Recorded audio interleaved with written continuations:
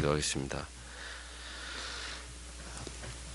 거룩하신 하나님, 그들을 열매로 알리라 말씀하셨던 주님의 말씀이 엄숙하고 두려운 것은 우리의 삶의 모든 것들이 하나님의 심판대 앞에서 하나님 앞에서 다 평가되고 주님께서 보고 계심을 말씀에 근거하여 그러하기 때문에 우리가 두렵고 엄숙함을 느끼게 됩니다.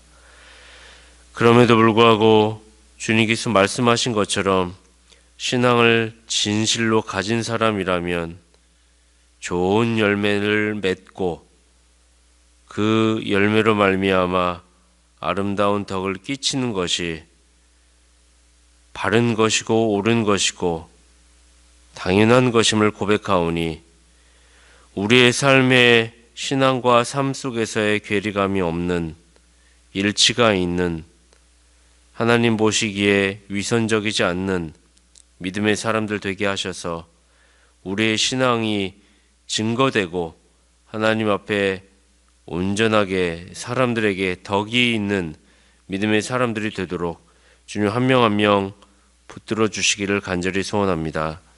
이 아침에 기도하러 나왔사오니 주님 말씀을 듣고 깨닫고 가슴에 새기며 우리의 삶이 오롯이 주님 앞에 드려지고 집중되는 삶이 되도록 우리의 삶이 열매가 헛된 열매가 거짓된 열매가 아님을 진실로 고백하는 자들 되도록 하여 주시옵소서. 우리 구주 예수 그리스도의 이름으로 기도합니다. 아멘. 주님은 구원으로 가는 길은 좁은 문, 좁은 길이 있고 반대로 멸망으로 인도하는 문, 넓은 문이 있다고 말씀하셨습니다. 신자는 구원의 길을 가는 데 있어서 분별하는 지혜가 필요하겠죠. 그런데 신자가 순례의 길이 항상 평탄하고 안전한 것만은 아닙니다. 좁은 문, 좁은 길을 가려고 할 때 그 길을 가는 데 있어서 방해하는 요소가 있는데 바로 거짓 안내자들이 있기 때문입니다. 그들은 신자에게 하나님의 길을 인도해 주는 것 같으나 그들의 말에 귀를 기울인다면 속이게 되고 치명적인 상처를 입게 될 것입니다. 특별히 이 시대에 오늘날에도 진리의 교사요 그리스도의 종이라고 자처하는 자들이 얼마나 많은지 모릅니다. 우리는 유튜브만 켜봐도 출처를 알 수 없는 화려하고 언변이 뛰어난 거짓 교사들을 수없이 볼 수 있기 때문입니다. 우리는 주님의 말씀에 주목해야 합니다. 거짓 선지자들을 삼가라. 그들은 양의 옷을 입고 나아오는 자이며 속에는 노략질하는 일이라는 것을 말입니다. 세 가지를 살펴보고자 합니다. 첫째로 주님은 거짓 선지자들을 삼가라고 말씀하셨습니다. 이 말이 무슨 의미일까요? 이 말은 어느 시대에나 거짓 선지자들이 존재한다는 사실, 거짓 선지자들이 존재함을 인식하라는 말입니다. 구약 성경에서부터 거짓 선지자들은 줄곧 등장했습니다. 예레미야 14장 14절에 보면 여호와께서 내게 이르시되 선지자들이 내 이름으로 거짓 예언을 하도다. 나는 그들을 보내지 아니하였고 그들에게 명하거나 이르지 아니하였거늘 그들이 거짓 계시와 복술과 허탄한 것과 자기 마음의 속임으로 너희에게 예언하도다. 예레미야 23장 16절에도 만군의 여호와께서 이같이 말씀하시되 너희에게 예언하는 선지자들의 말을 듣지 말라. 그들은 너희에게 헛된 것을 가르치나니 그들의 말한 묵시는 자기 마음으로 말미암은 것이요 여호와의 입에서 나온 것이 아니니라. 항상 그들이 나를 멸시하는 자에게 이르기를 너희가 평안하리라 여호와의 말씀이니라 하며 또 자기 마음에 강팍한 대로 행하는 모든 사람에게 이르기를 재앙이 너희에게 임하지 아니하리라 하였느니라. 그들의 특징에 대해서도 가르쳐주고 있죠. 하나님께서 얘기하지 않으셨는데 자기들이 거짓 계시를 받아서 마음의 속임으로 예언을 하고 그 내용은 또한 어떻습니까? 평안하다. 이것이 여호와의 입에서 나온 것입니다. 그리고 모든 사람에게 재앙이 임하지 않을 것입니다. 우리에게는 평안할 것입니다. 복음의 반쪽만 전하는 그런 일들을 거짓 선지자들이 이야기를 하고 있죠. 신약에서도 계속 그런 일들이 있었죠. 마태복음 24장 11절에 주님께서 거짓 선지자가 많이 일어나 많은 사람을 미혹하게 하겠으며, 24장 24절에 보면 거짓 그리스도들과 거짓 선지자들이 일어나 큰 표적과 기사를 보이어 할 수만 있으면 택하신 자들도 미혹하게 하리라. 사도행전 20장 29절에서 31절에 보면 사도 바울이 이렇게 얘기하죠.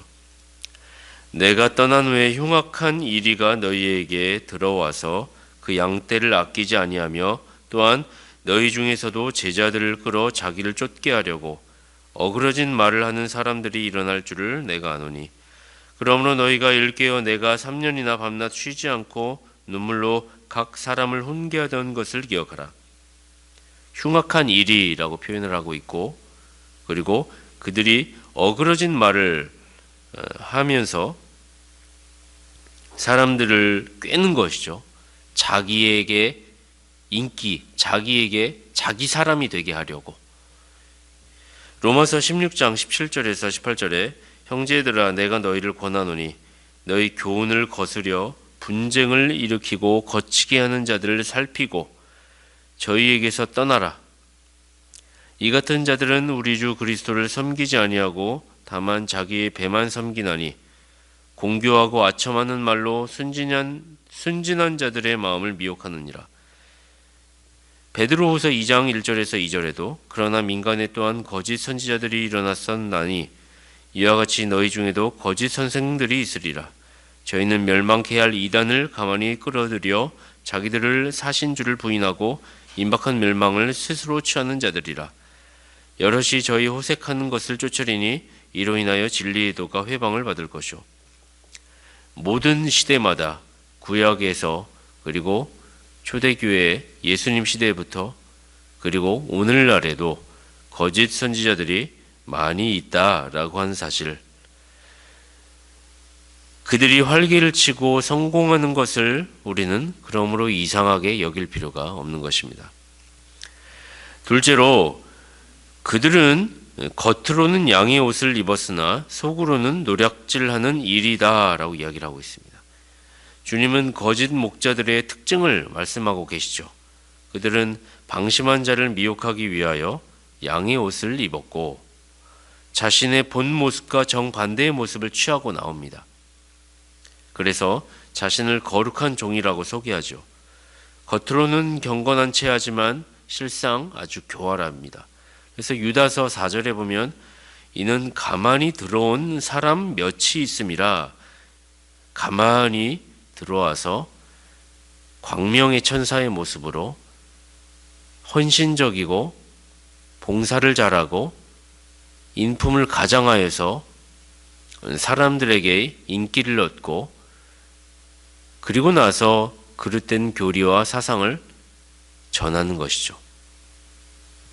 고린도후서 11장 13절에서 15절에 보면 저런 사람들은 거짓 사도요 괴율의 역군이니 자기를 그리스도의 사도로 가장하는 자들이니라.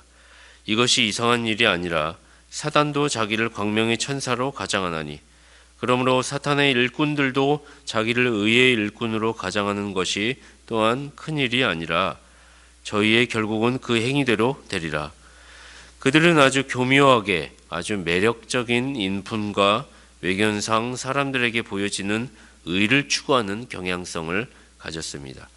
의의 일꾼으로 가장하여서 아름다운 모습과 외견과 인품을 가장하여서 사람들에게 다가가는 것입니다. 거짓 선지자들이라 함은 분명 1차적으로는 이단적 설교자들을 일컬을 것입니다. 그들은 말씀을 전할 때 양처럼 순하고 부드러운 언행을 구사합니다. 미사의 어구를 잘 활용을 하겠죠. 그래서 용어적으로도 지나치게 딱딱하거나 어렵거나, 물론 설교자가 그 설교법 가운데 회중들이 알아듣기 쉬운 좋은 말을 구사하는 용어를 선택하는 것은 지혜로운 것이지만, 그런 것이 아니라 사람들의 귀에 즐겁고 입맛에 맞는 말들을 택하여서 하는 것이죠. 부드럽고 아주 듣기에 좋은 언행을 구사한다는 것입니다. 그런데 자세하고 교묘하게 바꿔놔서 성경을 왜곡하여서 설교하기 때문에 그 말의 핵심적인 것은 평안이 없을 때에도 재앙이 있지 않다, 언제나 평안하다라고 말을 합니다. 이것이 그들을 알아보게 하는 주요 표시이죠. 다른 복음은 없다라고 사도 바울이 이야기를 했습니다. 다른 복음이 무엇입니까? 그리스도의 속죄의 신앙과 그 진리는 죽어야 사는 것이죠. 회개해야 믿음이 생기는 것입니다. 죄를 고백해야 그리스도의 은혜가, 보혈의 피가 덮어지는 것이죠. 그러나 죄와 회개와 심판을 강요하지 아니하고 말하지 아니하고 우리에게 소망과 기쁨과 평강만 이야기를 한다면 그것은 반쪽짜리 복음이 될 것입니다. 그들은 경건에 관한 교훈을 살짝 비틀어서 말하고, 천국으로 가는 길은 그러므로 쉬운 길입니다. 쉬운 길을 고안해내죠. 인간의 타락한 본성에 영합하여 부드러운 말로 그들을 교화합니다. 그러니까 교회에서 하는 일들에 대하여서 사람들에게 용기를 주고 평안을 준다라고 했을 때 칭찬을 많이 해주는 거죠. 지나치게 칭찬을 많이 하는 것입니다.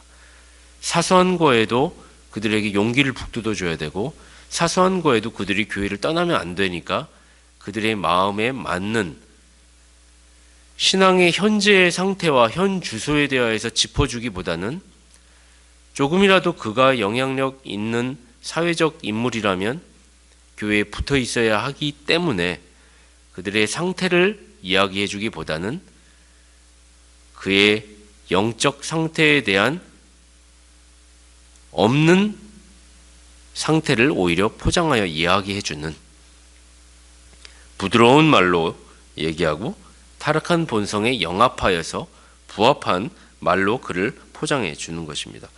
그러니 그 사람 설교자의 말에는 애통하는, 하나님 앞에 애통하게 하는 것은 없죠. 그들의 양심에 찔림이 아닌 안정감을 주고 청중들로 하여금 의기양양하게 만들고 스스로에 만족하도록 거짓된 확신에 안주하게 하는 것입니다. 청중들과 회중들을 결코 무시하는 것이 아닙니다. 그들이 옳고 바른 분별력을 가진다면 오히려 목회자가 지나치게 한쪽에 치우쳐져 있을 때 건의할 수 있고, 두세 사람이 와서, 그리고 당회에서 장로들이 목회자에게 권면할 수 있고, 체크 앤 밸런스죠. 견제와 균형이 고루 갖춰지게 되는 것. 그리하여 교회 회의가 있지 않습니까? 교회 회의를 통하여서 교회가 건강하게 합법적인 절차를 통하여 그릇되고 옳지 않은 불균형적인 부분들에 대해 성도들이 참정권을 가지고 거기에 참여하여서 교회의 균형을 맞춰 나가는 것이죠. 그런 의미에서 합법적인 절차를 따르는 것은 참으로 옳은 것입니다. 그러나 그 외에 성도들은, 회중들은, 우리는 주님이 말씀하신 바와 같이, 그리고 사도 바울이 말하는 것과 같이, 성경이 얘기하는 것과 같이, 인생들은 타락한 영혼이기 때문에 기본적으로 가지고 있는 것이 자기를 바라봐 달라고, 자기 사랑, 자기 중심적 사고 가치를 가지고 있기 때문에 그 부분들에 대해서 설교자는 결코 그것을 좌시해서는 안 되는 것이고 간과해서는 안 되는 것이고 반드시 짚어줘야 되는 것입니다. 근데 그 과정이라고 하는 것은 굉장히 아프고 애리고 슬픔이 있는 것입니다. 왜냐하면 그 부분은 짚어줬을 때 자존심이 굉장히 상하는 문제이고 자신의 모든 신앙의 오랜 세월에 자기가 고집적으로 자기가 익혀왔던 익숙했던 것들을 버리라고 이야기하는 것이기 때문에 어려운 일이죠. 그러나 이것을 누군가는 짚어줘야 되는데 그것을 해줄 수 있는 사람이 주위에 없는 것이죠. 동등한 권위에서 당신이 뭔데 나한테 이 얘기를 하지? 그러나 목회자가 그것을 짚어줬을 때 기분 나빠해서는 안 되는 것입니다. 이것은 죄에 대한 것입니다. 이것은 영적인 원리 가운데에서 하나님께서 기뻐하시지 않으신 인간의 타락한 본성에서 근거한 행위입니다. 그런 원리는 세속적인 원리입니다. 아닙니다. 그거 아닙니다. 라고 이야기해 줄 때 그걸 받아들여야 하는 것인데요. 그런데 거짓 선지자들은 그렇게 하지 않는다는 것입니다. 청중들로 하여금 의기양양하게 하고 스스로에 만족하도록 거짓된 확신을 가지도록 안주하게 한다는 것입니다. 그들은 그리스도인의 생활이 성경이 가르치는 것보다 쉬운 것으로 만듭니다. 구원을 값싸게 제시하며 그리스도와 그의 사도들이 했던 것보다 문턱을 넓히고 기준을 낮추어 천국으로 가는 길에 있어서 모두 다 한마음이 되게 하죠. 종교 통합이 그런 것입니다. 기준을 한참 낮추어서 누구든지 주의 이름을 부르는 자에게 구원이 있으니까 그리스도의 이름 부르기만 하면 다 천국에 간다는 것입니다.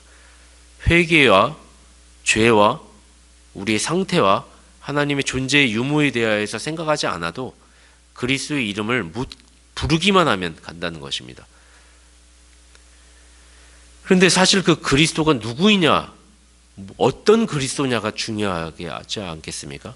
속죄신앙을 가진 그리스도이냐, 그 내용은 중요하지 않고 사실 그리스도라고 하는 예수라고 하는 이름만 붙였지 그 내용 안에서의 성경이 이야기하는 그리스도가 아닌데도 이슬람에서도 그리스도를 붙들고 천주교에서도 그리스도를 붙들고 예수 이름 신천지에서도 예수를 부르면 다 우리는 한 식구가 될 수 있다.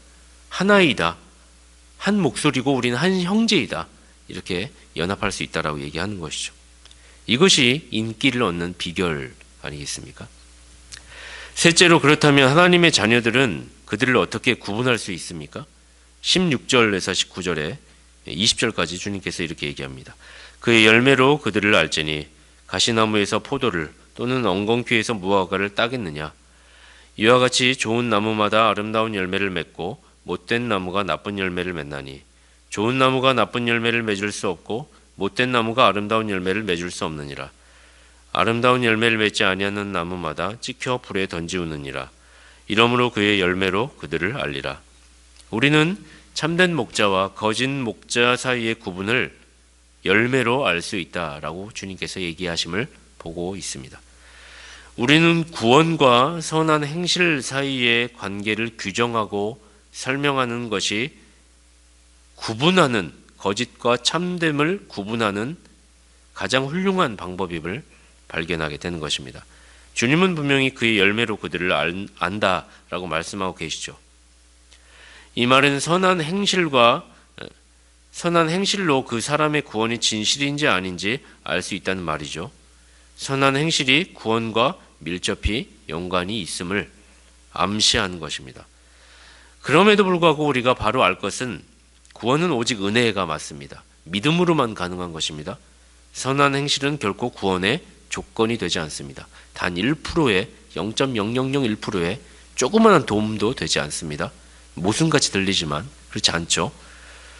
선한 행실은 구원의 증거이자 열매이지 구원의 조건은 아니라는 사실은 우리가 잊어서는 안 될 것입니다. 은혜로 구원받은 사람은 반드시 삶 속에서 선한 행실이 나타나게 되어 있다는 이야기를 하는 것입니다. 이런 의미에서 선한 행실이 구원과 밀접히 연관이 있다는 것이죠. 이단적 가르침의 가장 큰 성격은 행위 구원에 있습니다. 그들은 선한 행실로 구원을 받을 수 있다고 말하는 자들이죠. 대표적으로 로마 교회, 천주교가 그렇죠. 그런데 흥미로운 것은 그들도 그리스도의 구속과 그가 하신 구원의 효력 자체를 부인하는 것은 아닙니다. 그러나 함정이 무엇이죠? 그리스도의 공로가 전적인 것은 아니라고 이야기를 합니다. 그러니까 그리스도의 공로, 은혜 플러스 행위가 같이 있는 것이죠. 그들은 교회의 의식을 행하는 것과 인간들의 선행이 보탬이 되어야 한다고 말하는 것입니다. 선한 행실이 구원의 증거가 아니라 구원의 조건이라고 말합니다. 그래서 천주교는 가장 교활하고 교묘한 이단적 가르침의 선봉이라고 하는 것입니다. 사실 모든 이단의 시작은 모두가 행위 구원으로부터 시작됩니다. 선한 행실을 주님이 말씀하신다고 하니 그것에 빗대어 선한 행실을 구원의 조건으로 만들어 버렸습니다. 이것이 오늘날 기독교 안에서도 행해지고 있는 양극단에서 나타나는 현상이죠. 하나는 율법주의요, 하나는 율법 폐기주의입니다. 율법주의는 말 그대로 자신의 공로가 구원의 보탬이 된다고 생각하는 경향성이고, 반율법주의, 율법 폐기주의는 복음 시대에 하나님의 은혜로 하나님이 해주셨으니까 율법을 지킬 필요가 없다는 사상입니다. 그래서 이들은 오히려 선한 행실, 거룩한 삶, 인내와 순종, 이와 같은 삶의 열매 자체를 중요하게 생각하지 않고 노력하지도 않죠. 구원은 이미 따놓은 당상이니 자신들의 노력과 애씀에 대한 큰 동기가 없어도 어차피 구원은 이루어질 것이니 말입니다.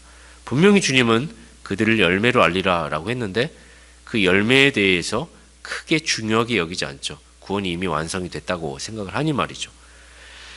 주님은 이러한 두 가지 다 거짓된 목자들의 가르침이요 이단 사설이라고 말씀하십니다. 선한 행실은 매우 중요합니다. 그것은 구원의 조건으로 중요한 것이 아니라 구원의 증거이기 때문입니다. 선한 행실은 결국 순종의 삶이라 할 수 있는데 그것은 율법을 지키고 행해 나가는 데 있어 구원받은 사람의 자발적인 즐거움의 행위이기 때문입니다. 우리는 행함에 의한 구원을 말하는 율법주의와 행함이 없는 구원을 말하는 율법 폐기주의, 두 가지 모두 구원에 대한 하나님의 길과는 정반대가 됨을 알아야 합니다. 우리가 오히려 중시해야 하는 것은 선한 행실이라고 하는 것은 복음적 원리 안에서 하나님의 영광을 위해 자발적인 헌신과 순종으로 맺어진 구원받은 자의 증거란 사실입니다. 그러므로 주님이 말씀하신 그들을 열매로 알리라 하셨을 때 그 선한 행실, 행함은 참된 목자, 참된 그리스도인의 증표이며 시금석임을 아시기를 바라겠습니다. 참된 목자라면 건전한 교리 안에서 끝까지 인내하는 것을 가르칠 것입니다. 하나님에 대한 사랑을 강조하기 이전에 하나님의 공의와 심판과 죄에 대해 강론할 것입니다. 십자가와 부활을 이야기할 때 고난 없는 영광을 말하지 않을 것입니다. 이 모든 것은 영원한 지옥불을 피하여 거룩한 길을 걸어가기 위한 선한 행실, 순종이 필요한 요소들입니다. 선한 목자는 자기 양을 앞서가며 지옥불을 피하기 위한 지침을 제공하며 인도할 것이라는 것. 신자들은 참 목자와 거짓 목자를 열매로 분별함으로써 그가 맞다면 따라가야 할 것입니다. 그렇게 할 때 푸른 풀밭과 실만한 물가로 인도함을 받을 것입니다. 그곳으로 인도하는 유일한 길인 좁은 문 좁은 길로 안내를 받게 될 것입니다. 그리고 거룩의 대로를 밟아 천국으로 나아가게 될 것입니다. 그런 목자와 양의 관계가 될 수 있도록 합정동 교회를 위해 우리가 같이 기도했으면 좋겠습니다. 기도하겠습니다. 거룩하신 하나님 아버지, 거짓 목자를 삼가라 하였던 주님의 말씀을 기억합니다. 양의 옷을 입고 속으로는 노력하는 일이라고 이야기하셨습니다. 주님, 부족한 종이 주님 앞에 거짓 목자로서 나아가지 않도록 올바른 말씀을 전하고 바르게 해석할 수 있도록 은혜 내려주시기를 간절히 소원합니다.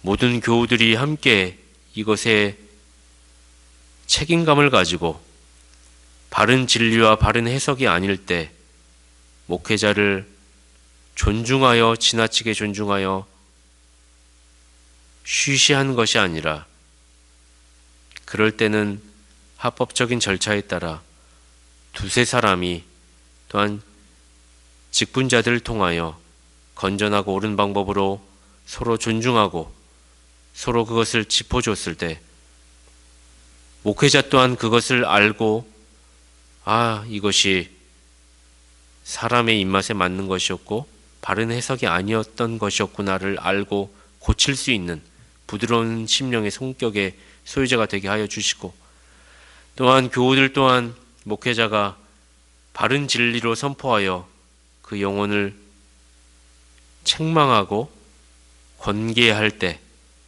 하나님의 말씀이 살아있어 능력이 있어 운동력이 있어 좌우의 날선 검과 같이 예리하여 혼과 영과 골수를 쪼개기까지 하여 그 심령의 모든 것들을 폐부를 드러낼 때 겸허히 받게 하시고 하나님 앞에 헌신하겠습니다.